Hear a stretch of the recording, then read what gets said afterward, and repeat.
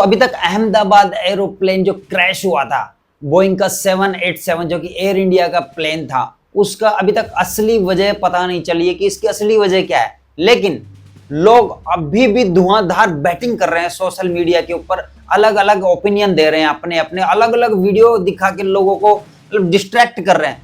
तो उन्हीं की बात करते हैं, कुछ दो चार लोगों की जिनकी कुछ कहते हैं ना वो पोल पट्टी खोलते हैं इस वीडियो में। आपको उनकी असली वजह भी दिखाएंगे और उनके द्वारा फैलाई गई जो अफवाह है ना, अफवाह वो भी दिखाएंगे। तो दोस्तों, अगर अभी तक आपने चैनल को सब्सक्राइब नहीं किया तो सब्सक्राइब कर लीजिए और बने रहिए ऐसे ही अपडेट्स के लिए हमारे साथ में।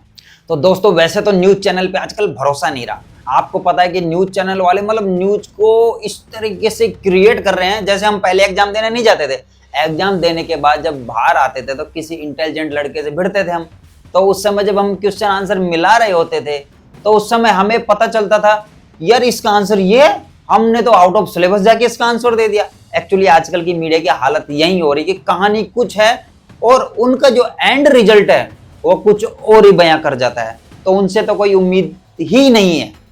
इसके साथ अब हम बात करते हैं पहली वीडियो की, जो कि एक न्यूज चैनल द्वारा एक सोशल मीडिया पर एक थोड़ा वीडियो वायरल हुआ था, जिसको बोला जा रहा है कि प्लेन क्रैश का पहला वीडियो।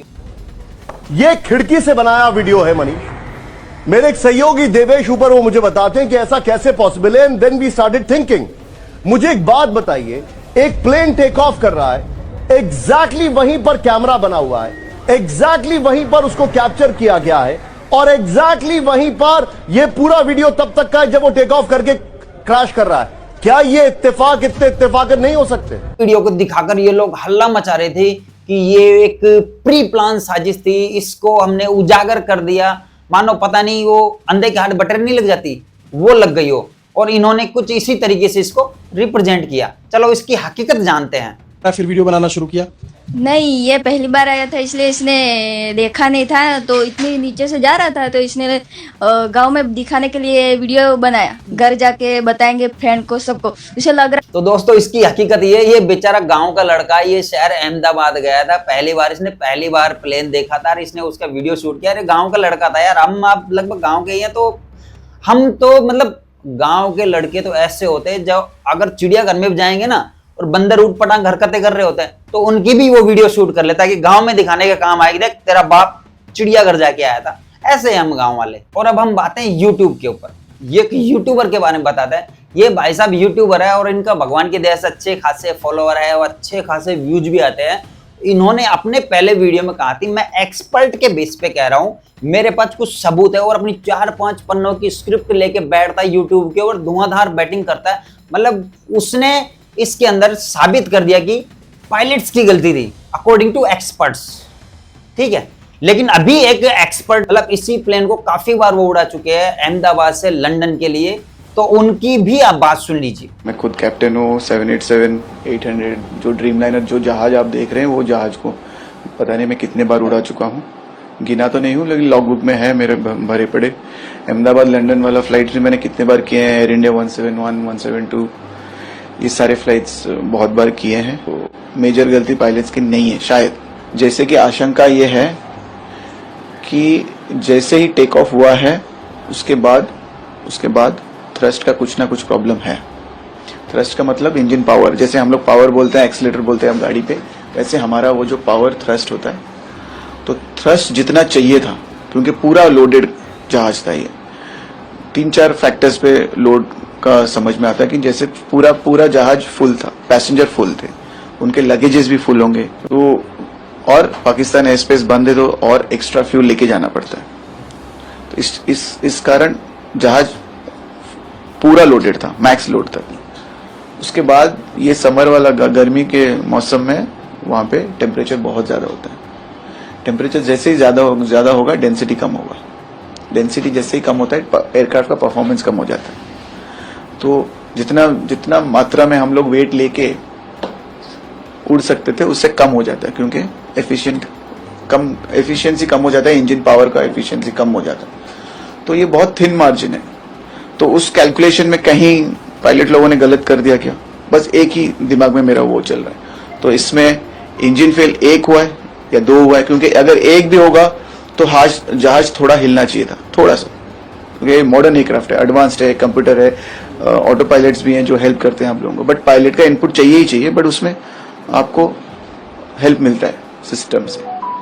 तो जहाज बिल्कुल हिला ही नहीं है, तो मुझे डाउट है, और उसका रडर का भी मूवमेंट नहीं है, तो इंजन फेल होना थोड़ा मुश्किल लग रहा है मुझे। तो जो आशंका हो रहे हैं कि एक इंजन फेल हुआ है, 2 हुआ है, अगर दोनों हुए हैं तब तो इसमें बोइंग का कोई ना कोई डिजाइन में फॉल्ट है, जो इतने सालों से पता नहीं चल रहा था, या फिर इतने सालों से हमें समझ नहीं पाया। और इसी वीडियो के कुछ घंटों बाद इसी बंदे का दूसरा वीडियो आ जाता है। इसमें अलग थ्योरी होती है, इसके अलग ही वो नहीं होते, एक्सपर्ट होते हैं। तो इसके अंदर ये साबित कर देता है कि ये एक साजिश के तहत हुआ है। अरे भाई 2-4 दिन बाद वीडियो बना लेते, जब तुम्हारे पास पुख्ता रिपोर्ट आ जाती तो वीडियो बना लेते। मैं तो साला इस डर में हूं, पता नहीं 4-5 वीडियो बाद तुम ये ना कह दो कि इस हादसे के पीछे नरेंद्र दामोदर दास मोदी जी जो हमारे प्रधानमंत्री जी उनका हाथ है, उन्होंने पत्थर मार के प्लेन को गिरा दिया। तुम्हारा कोई भरोसा नहीं है, तुम बोल सकते। फिर शायद एक यूट्यूब की बात है या इंस्टाग्राम की बात है, मैं देख रहा था, तो उसके अंदर एक बेवकूफ बोलता है कि उसके अंदर फ्यूल ज्यादा होने की वजह से ये टेक ऑफ नहीं कर पाए और गिर गया। अरे भाई ये प्लेन है, अहमदाबाद से लंदन जा रहा है, तेरी मौसी के घर नहीं जा रहा कि बगल में उतार दिया, बगल में लैंड कर गया।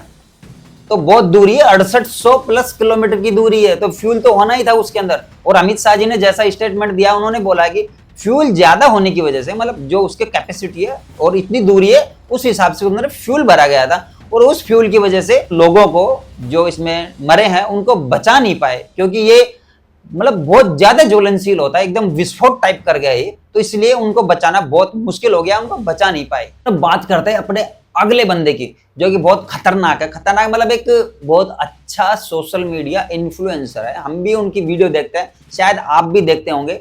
ये वो बंदा है, इस बंदे ने पूरी थ्योरी बदल दी प्लेन क्रैश की। इस बंदे ने बोला है कि मैंने सुना है, मतलब यूट्यूब पे लोग बोल रहे हैं, इंस्टाग्राम पे बोल, तो भाई मैं भी इंस्टाग्राम देखता हूं, मैं भी यूट्यूब देख रहा हूं, मैंने इससे पहले कहीं नहीं सुनी सिवाय तुम्हारे से। तो इनके अकॉर्डिंग ये क्या बोलते हैं, मैंने कहीं सुना है कि जो बंदा प्लेन क्रैश के अंदर बचा है, जो एक बंदा बचा हुआ था, इस आदमी की वजह से ही प्लेन क्रैश हुआ था, क्योंकि ये सीट नंबर 11A में बैठा था, जो बिल्कुल इमरजेंसी गेट के पास है, और इसने हड़बड़ी में इमरजेंसी गेट खोल दिया और ये तो कूद गया, लेकिन इसकी वजह से प्लेन का संतुलन बिगड़ गया और प्लेन क्रैश हो गया। ऐसा बहुत लोग सोशल मीडिया पर बोल रहे हैं। और एयर इंडिया वाली फ्लाइट भी केवल 650 फीट ऊपर थी। जब हवा का प्रेशर और कम होता है तो कहीं ऐसा तो नहीं कि प्लेन में हल्की से कोई दिक्कत आई हो और घबराकर इस व्यक्ति ने इमरजेंसी गेट खोल दिया, जिससे प्लेन का संतुलन बिगड़ गया और ये आदमी तो अपने मोबाइल के साथ जंप कर गया और प्लेन क्रैश हो गया। सबसे बड़ी बात, 1.5 लाख लीटर फ्यूल का विस्फोट हुआ और फिर भी वो व्यक्ति अपने दोनों पैरों पर खड़ा था। ये बात सच है या लोगों की सिर्फ कहानियां हैं? तो भाई मेरे वो एक बंदा बचा है, उसने कुछ सच्चाइयां बयां करी अंदर की, क्या प्रॉब्लम हुई थी क्या नहीं हुई थी, या उसने बच के गलती कर दी तुम लोगों की वजह से। तो ये देखिए इसका असली वीडियो, जो बंदा बच के बाहर आया उसने इसके बारे में क्या कहा है, वो सुनिए। सब वो मेरे नजरों के सब सामने हुआ था। मेरे खुद को भी बिलीव नहीं होता कि मैं कैसे उसमें से जिंदा बाहर निकला, क्योंकि थोड़ा टाइम लेके तो मेरे को लगा था कि मैं भी मरने वाला हूँ, लेकिन जब मेरी आंख खुल के मैं देखा ना तो मुझे लगा मैं जिंदा हूँ। तो मैंने ट्राई किया, जब मेरी सीट थे वो मेरी बेल्ट निकाला, मैंने वो ट्राई किया जहाँ से निकल सकता वहाँ से मैं निकल गया वहाँ से। मेरे नजरों के सामने एयर होस्टल और दूसरे आंटी अंकल सभी उसमें मैच हो गए थे सभी। टेक ऑफ के बाद 1 मिनट के अंदर ही जब टेक ऑफ हुआ ना तो सडनली 5-10 सेकंड कैसे लगा जैसे स्टक हो गया हो। बाद में से मेरे को लगा कि कुछ हुआ, बाद में प्लेन में लाइट ऑन हो गई, ग्रीन और व्हाइट। बाद में वो पता नहीं वो प्लेन टेक ऑफ ज्यादा करने के लिए वो रेस जो बोलते हैं क्या, रेस दिया होगा ऐसा कुछ, और सीधा स्पीड में ही घुस गया जहाँ वो क्या था वो हॉस्टल था, एक हॉस्पिटल का। हाँ हॉस्टल में। न्यूज चैनल तो एक फेक हो गया है यार, एक टीआरपी के पीछे पड़ा है। थोड़ा बहुत लोगों का भरोसा था तो वो सिर्फ यूट्यूब पे था कि कुछ यूट्यूबर भाई आएंगे और एक अच्छी थ्योरी, अच्छी स्क्रिप्ट के साथ में एक सच्चाई बयां करेंगे किसी भी मैटर की।